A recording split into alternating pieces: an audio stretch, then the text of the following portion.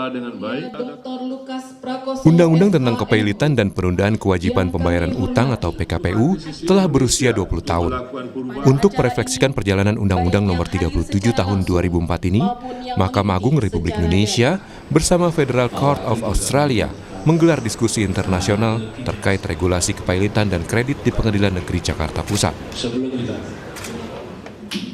Diskusi publik yang dibuka Wakil Ketua Mahkamah Agung Bidang Non-Yudisial Sunarto dihadiri sejumlah Hakim Agung Kamar Perdata, para Ketua Pengadilan Negeri Jakarta, delegasi Hakim Agung Australia, dan para praktisi profesional insolvensi.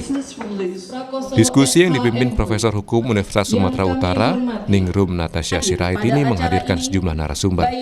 Di antaranya, Hakim Agung Kamar Perdata M.A. Syamsul Ma'arif, Direktur Perdata Direktorat Jenderal Administrasi Hukum Umum Ditjen AHU, Kemenkumham Konstantinus Kristomo, dan Hakim Agung Australia Stephen Burke dan Robert Brownwich.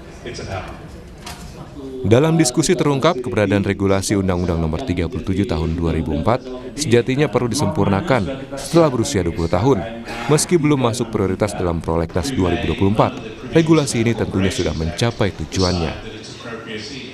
Hakim Agung Kamar Perdata M.A. Syamsul Ma'arif menyatakan keberadaan Undang-Undang Kepailitan dan PKPU ini harus mengikuti dinamika ekonomi saat ini karena tidak hanya untuk persoalan hukum sebuah perusahaan, keberadaan Kita 20 tahun MOU dengan Australia.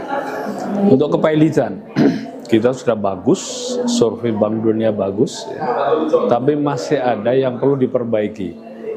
Nah, forum ini mencoba untuk melihat mana saja yang perlu diperbaiki. Banyak isunya. UMKM perlu kita perhatikan dalam kepailitan. Kemudian cross border, itu sengketa pailit antar negara, itu juga perlu diperhatikan. Banyak kasus sudah muncul dengan itu. Tapi undang-undangnya belum mengatur. Itu kira-kira isu yang pentingnya seminar ini.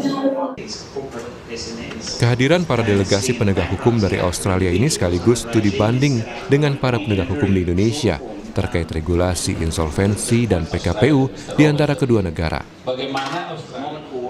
Kedatangan mereka sebelumnya untuk melakukan penandatanganan nota kesepahaman yudisial dengan Mahkamah Agung RI yang diwakilkan Ketua MA Syarifuddin. Kerjasama yudisial antara Indonesia dan Australia telah berlangsung sejak 20 tahun silam, sejak zaman mantan Ketua MA Bagir Manan. Abdul Aziz, Kompas TV, Jakarta. Pimpinan Mahkamah Agung Republik Indonesia.